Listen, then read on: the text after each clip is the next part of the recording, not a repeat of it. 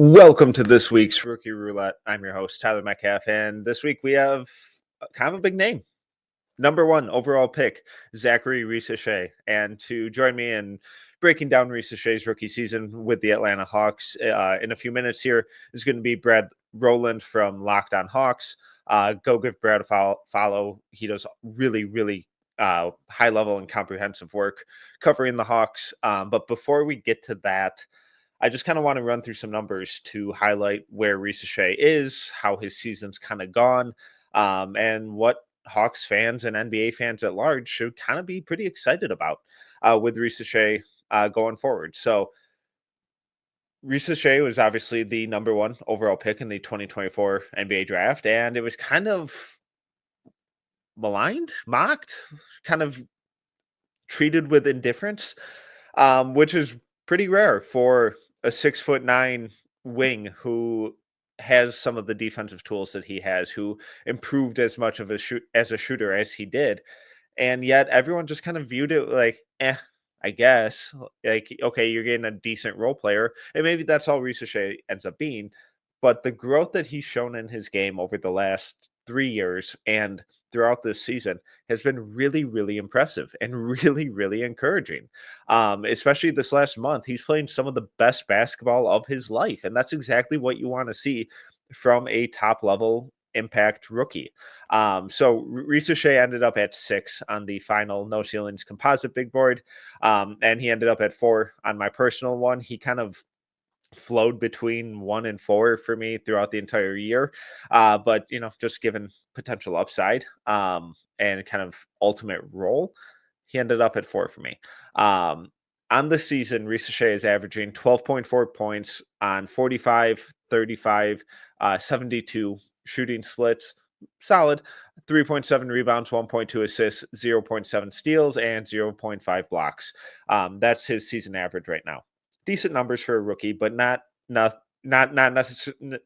necessarily something that you're freaking out about, that you're getting overly excited about. But here's the thing. Risacher has shown constant improvement month over month over month.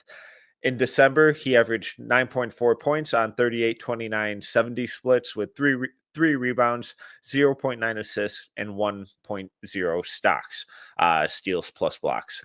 In January, his points jumped to 11.9 on 47, 37, 67 shooting splits, 3.9 rebounds, 1.1 assists, 1.0 stocks. In February, another jump, 12.8 points on 47, 44, 78 shooting splits with 4.2 rebounds, 1.7 assists, and 0.8 stocks. In March, another jump, and this one was a pretty drastic one, up to 16.3 points on 53, 39, 74 shooting splits, 3.8 rebounds, 1.0 assists, 1.1 stocks. So as we can see, his kind of impact in terms of rebounding, passing, defensive playmaking has been pretty consistent all year, which is, whatever, to be expected for a rookie. But seeing that growth in terms of scoring volume and efficiency month over month over month is incredibly encouraging for someone that many kind of maligned as not a real shooter, not a real scorer, just streaky at best. And now he was a guy who experienced a massive shooting leap over a substantial sample size. So yeah, coming into the NBA, his year before was a little streaky. He had some ups and downs, but given the massive sample size that he had, it was a very clear kind of indicator of where his shooting was actually at. And now we're starting to see that, where in January, 37% from three, February, 44% from three, March, 39% from three. I would imagine that going forward for the rest of his career, he's probably going to be up around that 38 to 41 3-point percentage mark at solid volume, at his size, with some of the already kind of established offensive creators they have. That is huge for him going forward. When we look at cleaning the glass, just kind of some of the other areas that Risacher has found a bit of success in, he's been really good. I've been really impressed with how effectively he moves off ball with his cutting and in transition, kind of finding those open pockets and aggressively kind of attacking the rim. And that mindset that timing, that off-ball activity has resulted in him being in the 76th percentile among forwards in offensive rebounding rate. It also has allowed him to be in the 72nd percentile in at-rim shot frequency for forwards. That's awesome. Unfortunately, the scoring craft and scoring touch is pretty inconsistent. He's in just the 25th percentile in at-rim scoring at just 61%. So not a horrid percentage, but at his size with his athleticism, that number has to improve. And that's kind of one of the big holes right now is that lack of kind of scoring craft and creativity and touch. It should come in time. But then additionally, he's in the 84th percentile in corner 3-point shooting at 45%. Exactly what you want to see. So Brad and I get into this a little bit more, but some of my kind of big picture thoughts on his offense are the scoring efficiency and the shooting improvement, the shot prep, the quick release. Very, very exciting. We're starting to see some flashes of his some more advanced dribble moves, especially in the open court. Very exciting as well. Passing is pretty non-existent. On defense, I really like the fundamentals, the work rate, the want to. It's all exactly what you want from a rookie. He's just very reactionary at times and just kind of gets lost in no man's land, results in some inconsistent foot speed stuff, defending on the ball. Again, he's not bad. There's just a lot of room for improvement, and it's stuff that comes with time and experience. So all very, very encouraging stuff from Risacher that Brad and I will dive really deep into here in a minute. But before we do that, gotta bring up the wheel. We gotta figure out who we got next week for Rookie Roulette, and I'm traveling next week, so I'm gonna do my best to get it out on Tuesday and on time, but no promises. We'll see. Who do we Chicago Bulls, who has been on a tear recently. I saw him live a couple weeks ago, and unfortunately, it was one of his worst performances. Lucky me. But I will have another awesome guest to kind of help walk me through and us through the Bulls kind of season of late and Modest's development throughout the season. But that's for next week. For now, let's jump over to my interview with Brad Rowland.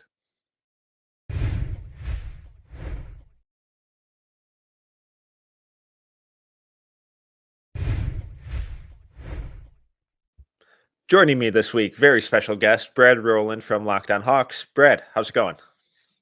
I'm doing well. I appreciate you having me.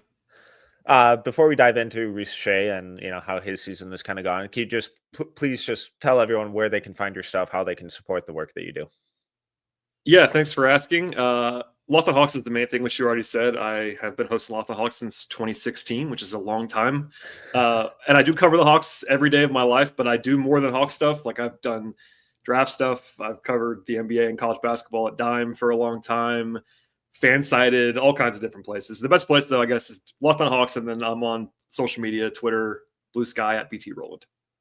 I'll have Brad's handle in the description, so make sure to go follow him. He does awesome, really comprehensive work. All right. Hawks, big surprise on lottery night, jumping all the way up to the number one pick after by far not having the best odds. And they will come away with Zaccharie Risacher, who one of the more fun aspects about last year's draft was how different everyone's board kind of looked. One of the less fun parts was how everyone just decided to kind of crap on every single prospect as much as they could. But it was weird that Risacher was this, 6'9" athletic wing who had a massive leap in shooting efficiency on a massive sample, but yet people still didn't seem totally excited about the pick.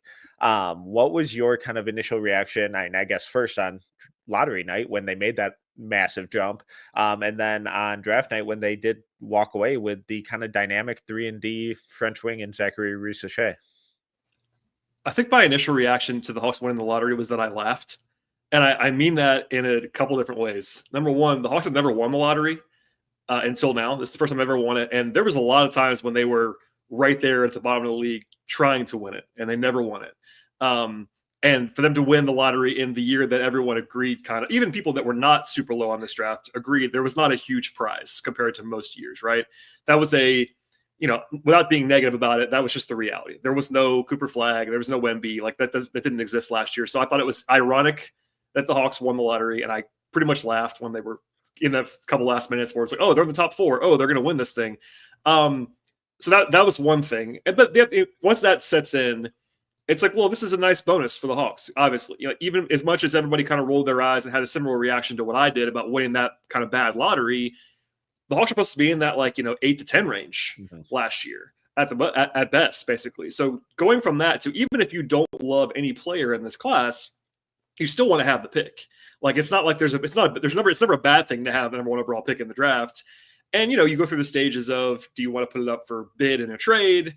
But no one wants to trade up in this class, which was the reality. The Hawks did make calls that no one was eager to trade their life over for the number 1 pick in this draft, which made sense.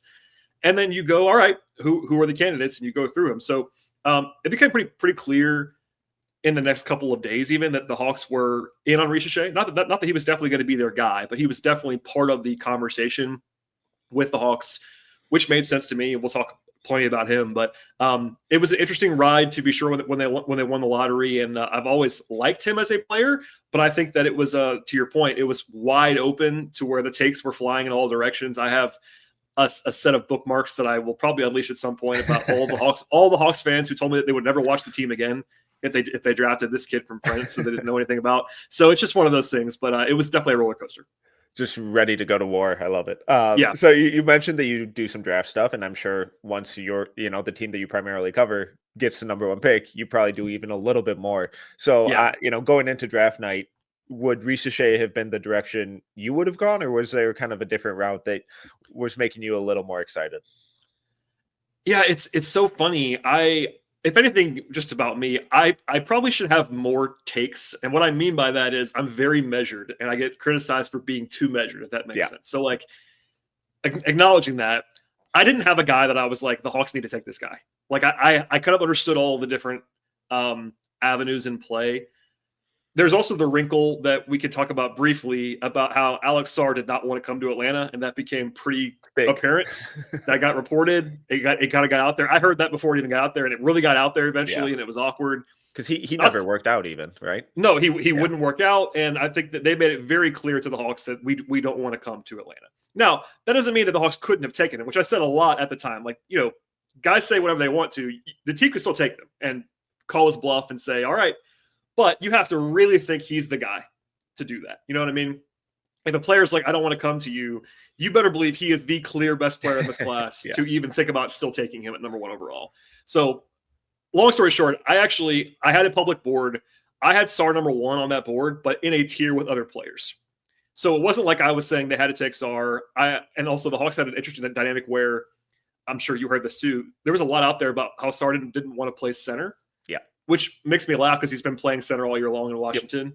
But the Hawks, of course, had 2 starting caliber centers on their roster at the time, and there was this anyway. Not about Sarr, but that was part of the conversation too. I thought that it was basically going to come down to, once it became clear they were not going to take Sarr, it was Risacher, it was Donovan Clingan, and it was Reed Sheppard. And I kind of dismissed the Reed Sheppard thing because of the fact that Trae Young exists. That's really the only reason why. I knew the Hawks liked Reed Sheppard, but I was like, can you really take Reed Sheppard on a team with Trae Young? I just don't see them doing that. But they maintain, and probably still to this day maintain, that he was number 2 on their, if we didn't take Risacher, it was going to be Reed Sheppard. I would have been surprised, but they might have done it. And by the way, at this moment, they still have DeJounte Murray too. Yeah. Can you imagine the reaction if the Hawks had drafted Reed Sheppard on a team with Trae Young and DeJounte Murray?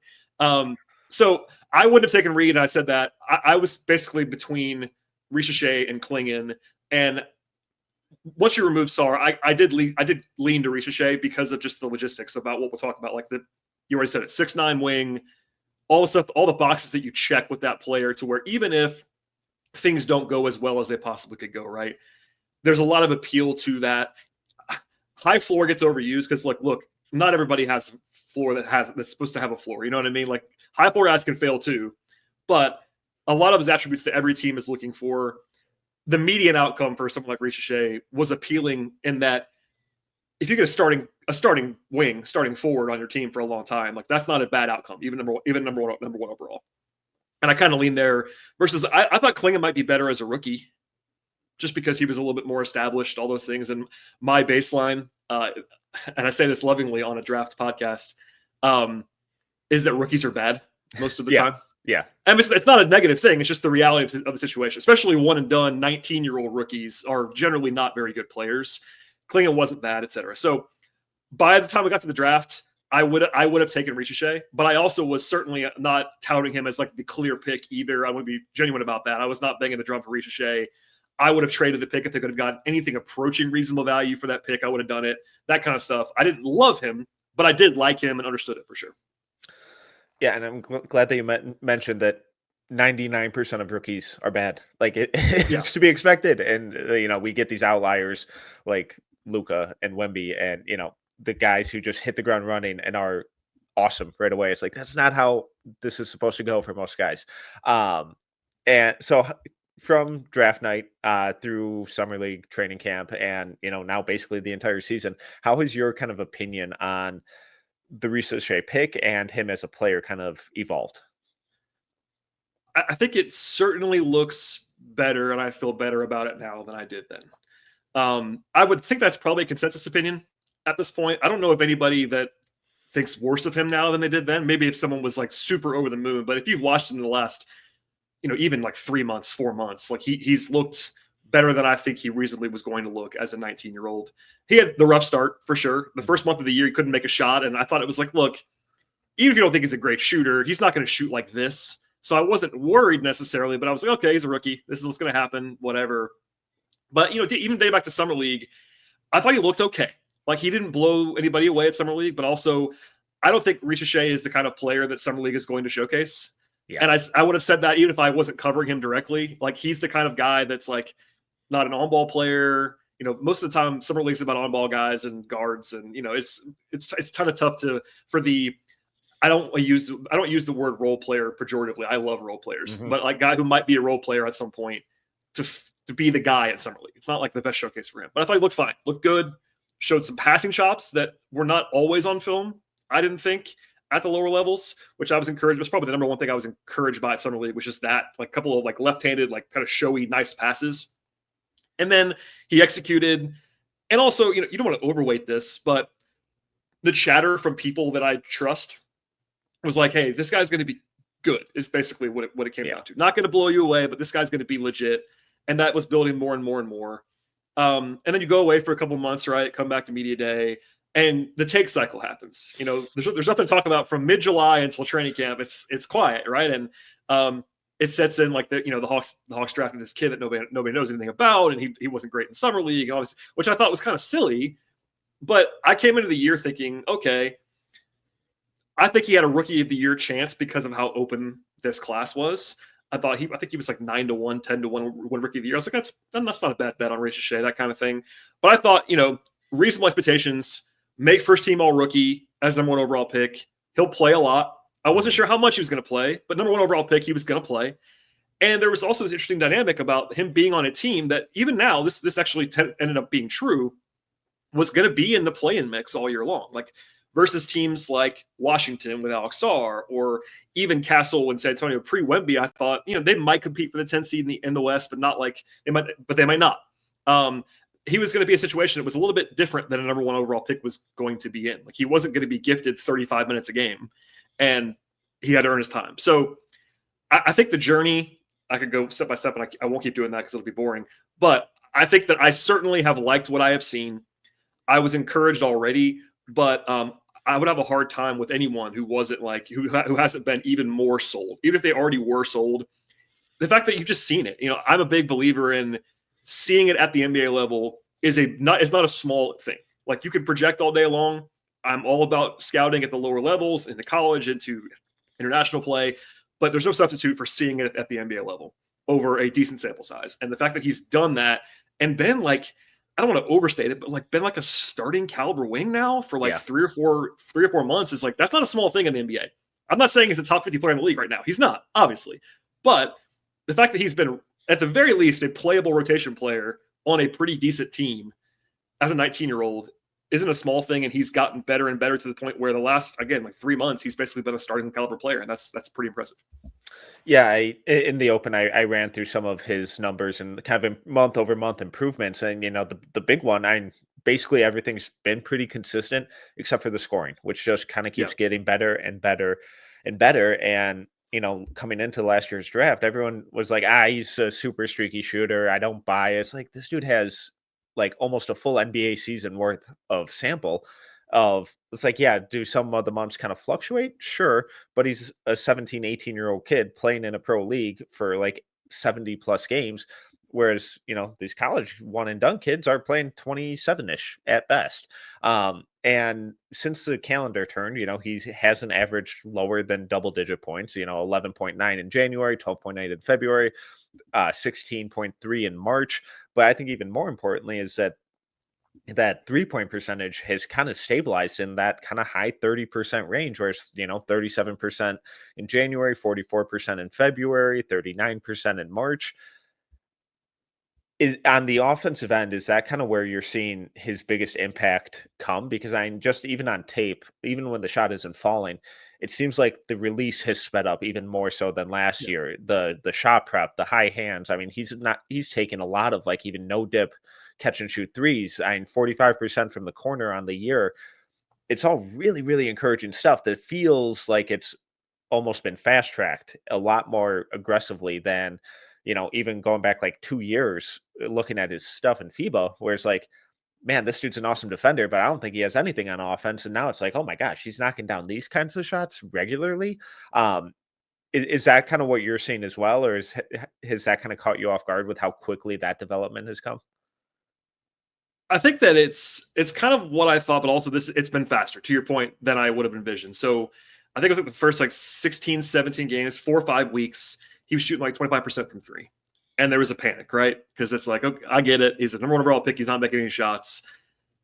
I never thought that was going to continue, but also the rep is out there, like you said, of him being a little bit streaky. Even last year, he kind of had a hot streak, he had a cold streak, and it kind of leveled out in a pretty good range in his final pre-NBA season, but it was not always consistent along the way. But I think there was also some mechanical things that they had to iron out early in the year. He was the probably the biggest thing that he's going to have to get better / improve is that he's got to get stronger, and they've been saying that all year long. Him included. Everyone knows this. He's a really skinny kid. He's long, but that's the Hawks are not always the most revealing on what they think of anything. They're very, very guarded. But one thing that they were ready and willing to admit is that Zach has to get stronger. And he has already. We already started to see that. He's not bouncing off guys the way he was 3 months ago, et cetera. But I think some of you mentioned before his shot prep. I think his legs were kind of a problem early on this year. His base was kind of wide at times, like he was a little bit off balance. It wasn't buttoned up in the way that it has been now. And I don't want to overstate it either, because you're right. Some of the no dip stuff, someone like he's flying around screens now. They have definitely emphasized to him since the minute he got here that you have the green light. We want you to shoot. And Quinn Snyder they laughed about it in camp even. Like, Zach's a pretty not shy kid. Like he's confident, but he's a quiet kid. He's not like this boisterous guy that you might think is number one overall pick. Like, he's pretty understated. Maybe that's part of him being French. I don't know. No, I saw that at Hoop Summit too, where a lot of kind of big personalities. Ron Holland and DJ Wagner and Bronny and Risacher kind of looked uncomfortable in that setting, and it wasn't like a bad thing. But once they started playing, it's like, oh, there's a competitive fire. But during practices and stuff, it's like, oh, maybe just because he's an international kid and hasn't known these guys for a decade. But that definitely came across then too. Yeah, and his English has gotten a lot better already. Like, he's speaking it every day, and he's obviously not a native English speaker. Maybe that's part of it too. But I mean, they've really had to pound it over his head to like, hey, be aggressive, Zach. We want you to shoot. And it's not, they don't have to beg him. He's doing it now willingly, but it was always an emphasis from day one. And I think that I'm a little bit, I won't say skeptical. I'm not sure that he's suddenly going to be a 40% true talent 3-point shooter on these attempts. I think he is in a little bit of a hot streak right now, if I had to guess. But he also, I'm very, very sure he's not the guy he was the first month of the year. Yeah. When he was shooting 25%. So that's a very broad way to say it intentionally, but I think they have been impressed, and I have too, with like the way he's mechanically gotten sounder. He's gotten stronger. more consistent, and the types of shots. Like, I think the way he's been discussed in some circles recently, people maybe trying to downplay his rookie of the year stuff or whatever it is like, oh, he's just a secondary player. He's just taking wide open threes Trae Young sets up. There's some of that. Like, there's some open shots, of course, but he's not taking wide open threes all the time. He's flying around. He's a movement shooter. The no dip stuff, the contested shots. He's not just a stand in the corner and shoot open threes guy, nor is he ever going to be. So that's one part of his game. It's probably the most important thing. If you had to pick one thing of his entire profile, the shots got to go in. I said that a lot this summer. It's like, I love this kid. He's got to make shots. They all understand that. But that's only one thing we talk about. But it certainly has gone in. And I think the process behind it has been encouraging to me, to where like they diagnosed some stuff they didn't love the first month when the results were bad. And it's not all like fixed forever, but I think they've definitely done a good job kind of rounding it out.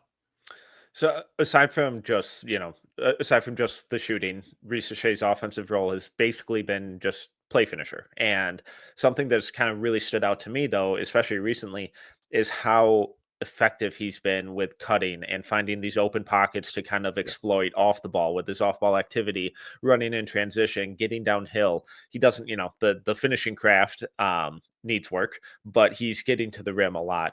What else is on the offensive end for him has kind of stood out in a positive fashion for you, aside from just the shooting improvements that we've seen?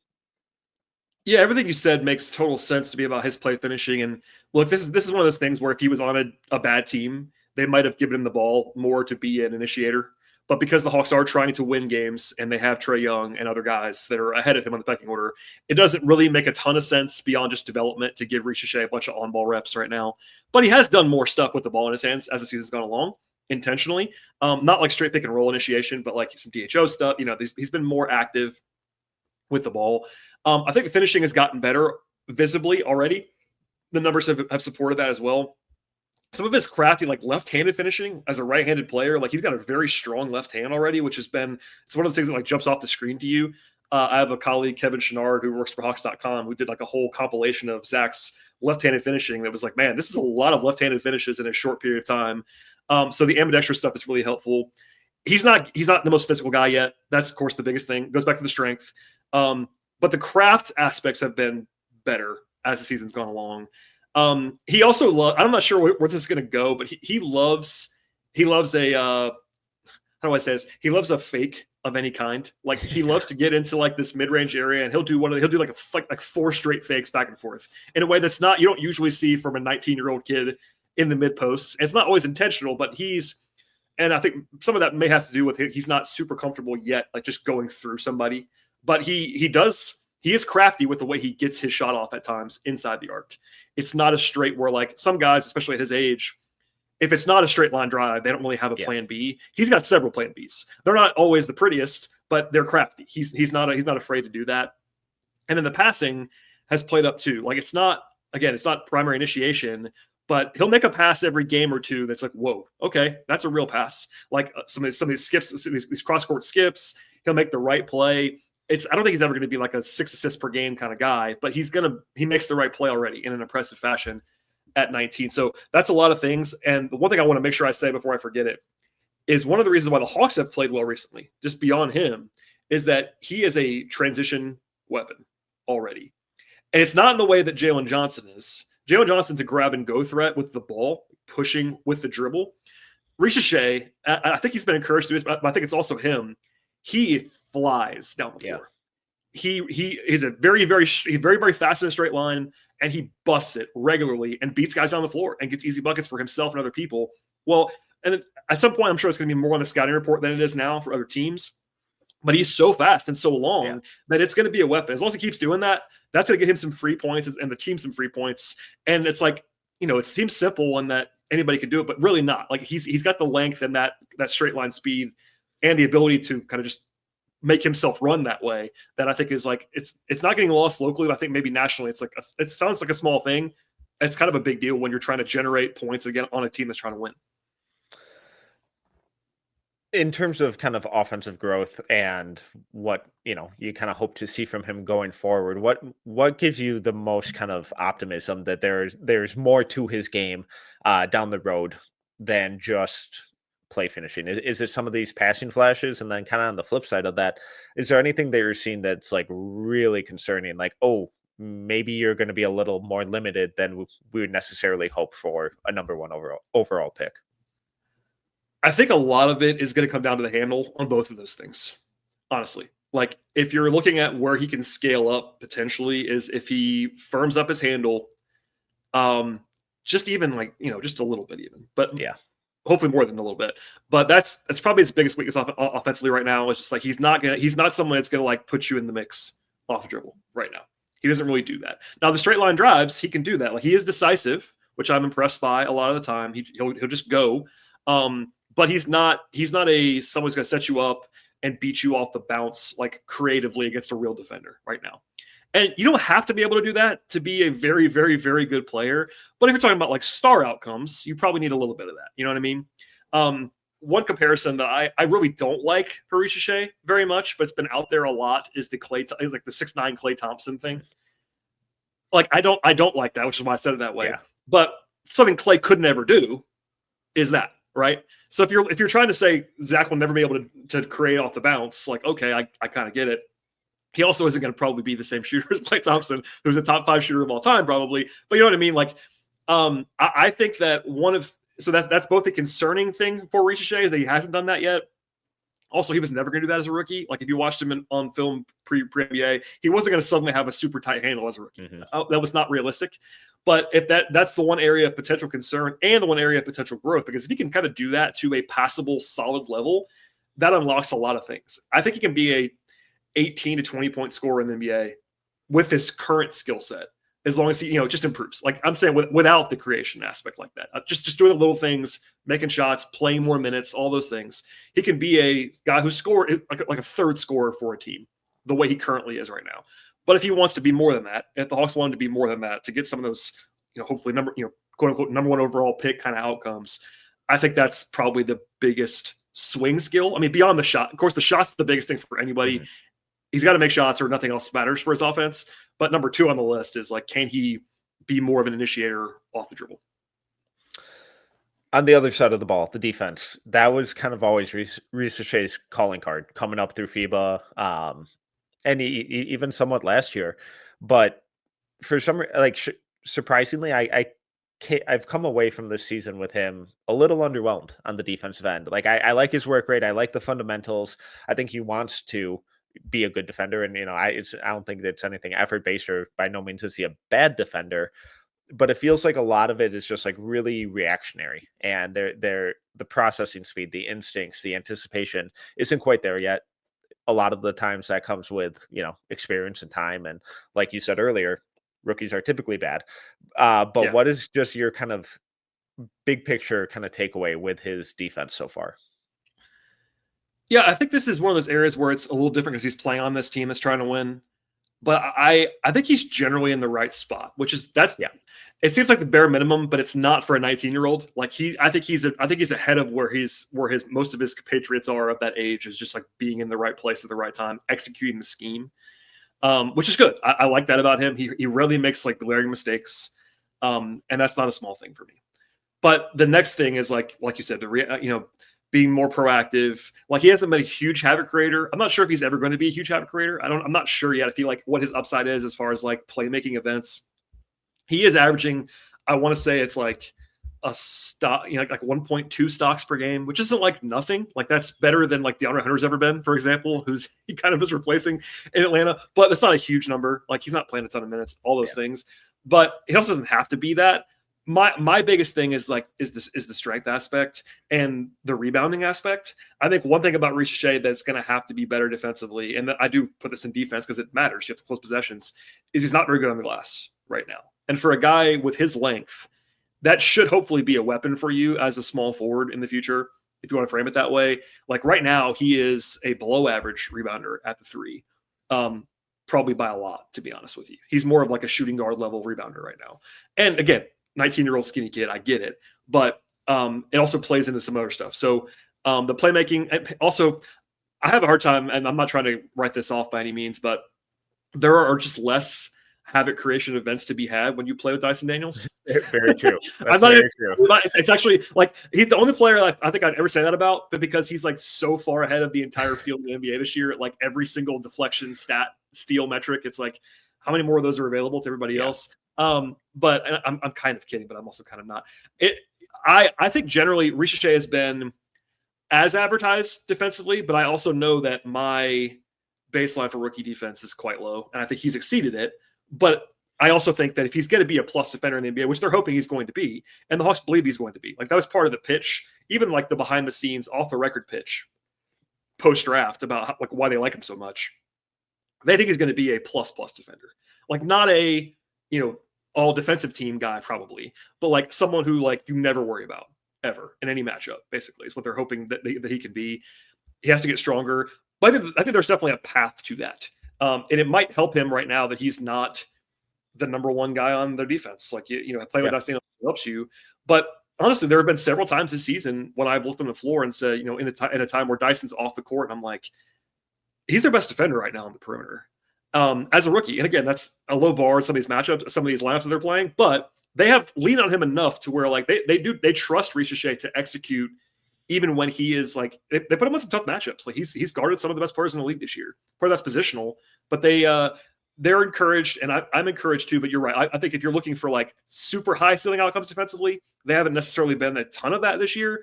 But I do think that he's executed well, and that's kind of half the battle. Yeah, and I fully acknowledge that I'm being overly kind of nitpicky with the defense, No, just because my expectations for him coming into the league were really high on that end of the floor. But when you're just kind of being thrown into the fire, like you said, in a lot of these situations, there's a very steep learning curve. And like when I look at just how he's defending, I never come away with like oh God, God, the footwork there is awful. Like, man, you're not sitting down in a stance at all. Like you just completely miss that rotation. I never get any of those takeaways. It's just like oh, you waited for him to, lull you to sleep on that step back instead of kind of assuming he would get there, or the offense is a pass ahead and you're just kind of treating each pass as a separate event and not kind of anticipating. He ends up getting out there and contesting in some form or fashion, but it always just feels like it's like half a step too late or a step too late. Which again, he's 19, he's a rookie, it's to be expected. But the effort, the fundamentals, the foundation of his defense, I think is really encouraging. And it's like it really feels like one of those things where it's like, there were some up and downs this year, but after an off season and going into his second year, it wouldn't shock me at all if we see just a massive leap from him on that end of the floor. I agree. And I think that part of this maybe is that he's always been like incredibly long for his competition. And now, I mean, he still is really long, but like, I think he relies on that. I think he knows that he's got length and he uses it, but also maybe overly relies on it sometimes to like to make up ground and to, do certain things. So you're right. I think being more anticipatory in general would make sense. But, overall, I mean, I still think it's been a really successful defensive season. It's just not been like one that's like going to make a ton of highlight reels necessarily. Agreed. All right. So going forward for Risacher, what are your just kind of expectations for him, for next year and then maybe a couple years after that?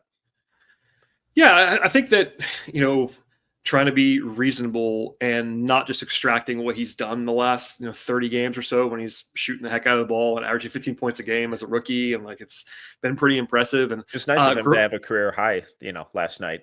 I wasn't sure when this is going to get posted, so I didn't want to mention that what happened yesterday. Yeah, he had 36 points the day before we're recording this, which is always nice for the old averages for the game as well, for the season as well.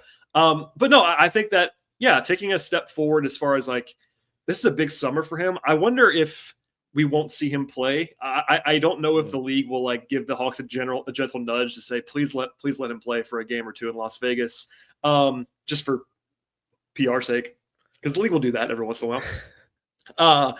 But I think he's definitely going to be like a 2 and done summer league kind of guy, because as you showed, he's proven enough already to not be there and playing much. But no, I think just getting stronger is the biggest thing. They know that. I think he'll probably come back. By the way, apparently like a legendary worker already. Like I tend to roll my eyes a little bit on that kind of stuff. You might too. Just talking to people in the league, it's like, all right, everybody works hard. I get it. Yeah. But all the reports are great, so that's encouraging. If nothing else, it's not a bad thing. I think he'll come back stronger. I think he'll, as far as like his second season, what does the rest of the team look like? As far as like, numbers and things like that. Like Jalen Johnson coming back, I don't think that he would be averaging the usage that he has been in the last 2 months if Jalen Johnson was playing. He'd be playing a lot still, but the numbers probably wouldn't be quite as high if Jalen was around. And Jalen will be back next year as their number 2 guy. But I think that he's going to be, taking another step forward next season reasonably. Growth is not linear, which is true. It's a trope, but it's also accurate. You don't just do this. You don't just take the curve up and to the right all the time. But I do think that numbers wise, I don't know, average 15 a game next year on a good efficiency, play good defense, take a step forward.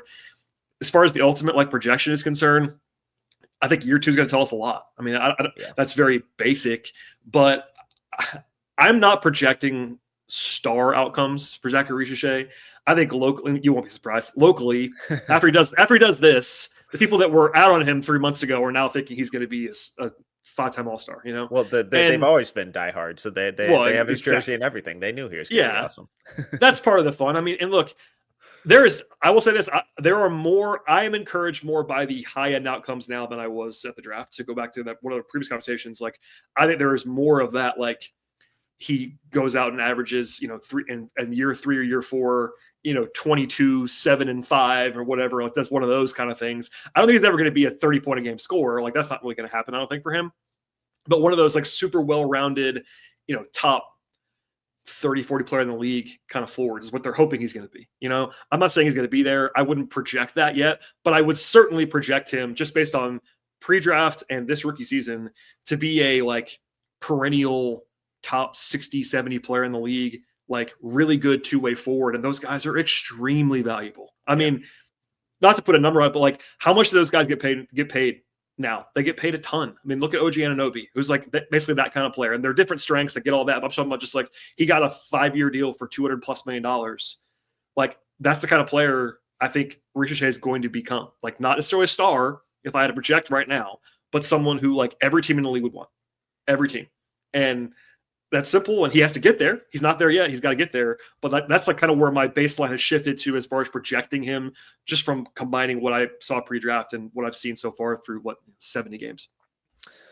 Then to just kind of wrap up here, I kind of want to pivot to just the Hawks at large. And I'm just going to kind of put the ball in your court and just what's kind of one or two things with this team at large. It can be Risacher still, if that's the route you want to go, but that you've kind of found the most interesting, weird, bizarre, exciting, undercover, just interesting with this team at large. I mean, the layup answer is the Dyson Daniels statistical ridiculousness. I won't even do that because it's been done enough. I'm actually encouraged that it's actually gotten a lot of national coverage the last few weeks about Dyson's having a ridiculous all-timer production season defensively, and you quibble with it. I'm not someone who thinks he has to be Defensive Player of the Year. I think guards, it's a high bar, but he should be a candidate this year because Wemby's not in there anymore. So there isn't a clear candidate to me, which means Dyson should be a candidate. That's my only take on that. Doesn't mean he has to win, but should be up there. But beyond Dyson, who's just been crazy good, I think it's been a little bit undercovered that the Hawks this past summer made a clear future-facing decision. Right? I traded DeJounte Murray for a package that netted them a young prospect in Dyson and 2 first-round picks, right? That's a clear, we're not trying to win right now move. That's a future-facing move. Then their second-best player, Jalen Johnson, got hurt for the season in January. And they didn't really do anything to, add to the team in the offseason, with veterans. They didn't, go stock the cupboard with veterans. Then they traded DeAndre Hunter in a move that everyone seemed to hate, that I didn't hate. I thought it was okay. Didn't love it either at the deadline. And I say all that to preface by saying the Hawks are going to win more games this year than last year by a comfortable margin. And it's pretty encouraging season. Now, it's hard to get to that if you're just a casual fan that says, look, the Hawks are 36 and 38 right now as we're talking. That's not impressive. I'm not saying you throw a parade for that. You don't. But I think it's kind of been undercovered that the Hawks have been taking a pretty decent step forward, and they have this very, very interesting young core. It made the rounds on social media the last couple of days that the Hawks starting 5 most nights is younger than the Auburn Tigers starting 5. Yeah. And that's obviously part of that's that college has gotten older in the NIL era. I get that. But the Hawks have a lot of good players on their team. And, there's decisions to be made. They have the Trae Young domino coming up pretty soon, extend or trade or whatever they're going to do with Trae. And he's their best player for the franchise in a very long time. And we'll see.